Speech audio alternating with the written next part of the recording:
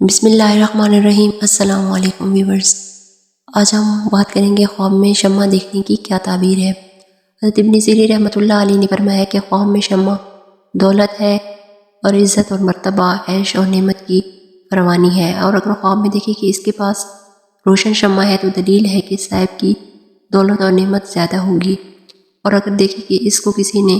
شمع روشن کر کے دی ہے تو دلیل ہے کہ عزت اور دولت پائے گا، اور اگر دیکھیں کہ اس کے پاس شمع چاندی کے شمعدان کے ساتھ ہے تو دلیل ہے کہ نیک نسل کی عورت کرے گا یا پائے گا، اور اگر دیکھیں کہ شمعدان سونے کا ہے تو دلیل ہے کہ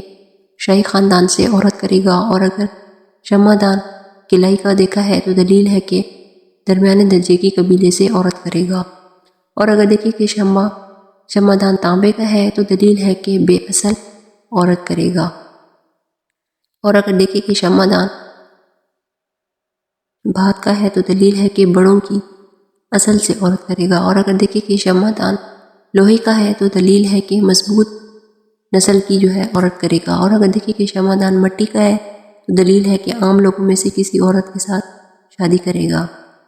حضرت ابراہیم کرمانی رحمۃ اللہ علیہ نے فرمایا ہے کہ اگر دیکھیں کہ روشن شمع اس کے ہاتھ پر رکھی ہوئی ہے اور اچانک گل ہو گئی ہے یعنی بجھ گئی ہے تو دلیل ہے کہ اس کی عورت مر جائے گی، اور اگر دیکھیں کہ روشن شمع اس کے ہاتھ میں ہے اور کسی نے اس کو بجھا دیا ہے تو دلیل ہے کہ اس پر کوئی شخص حسد کرے گا، اور اگر دیکھیں کہ شمع کی روشنی کم ہوئی ہے تو دلیل ہے کہ اس کی عزت اور مرتبہ کم ہوگا۔ حضرت دانیال رحمۃ اللہ علیہ نے فرمایا ہے کہ اگر دیکھیں کہ روشن شمع اس کے ہاتھ میں ہے تو دلیل ہے کہ اگر عورت رکھتا ہے تو اس کا لڑکا پیدا ہوگا، اور اگر کسی شہر میں بہت سی شمع روشن دیکھی ہیں تو دلیل ہے کہ وہاں کا بادشاہ عادل اور منصف ہوگا، اور قاضی منصف زہدہ اور دانشمند اس شہر میں بہت خوشی ہوگی، اور اگر مسجد میں بہت سی شمع دیکھی ہیں تو دلیل ہے کہ وہاں کے لوگ